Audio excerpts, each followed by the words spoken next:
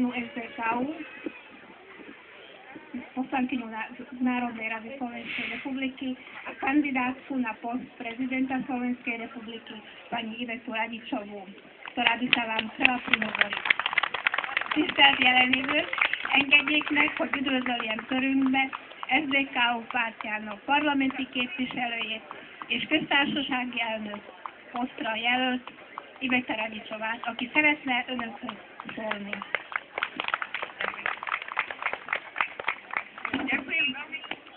Ďakujem veľmi pekne.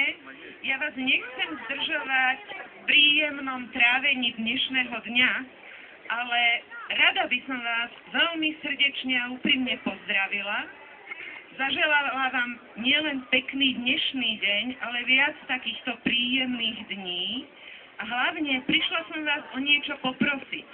Veľmi vás chcem poprosiť, ak si myslíte, že by som sa mohla uchádzať o post prezidentky, tak vás chcem poprosiť o podporu vašim podpisom ako občanov, aby som sa o tento post uchádzať mohla. A ja vám za to úprimne a zo srdca ďakujem a sľubujem, že vás nesklamem. A pekný deň.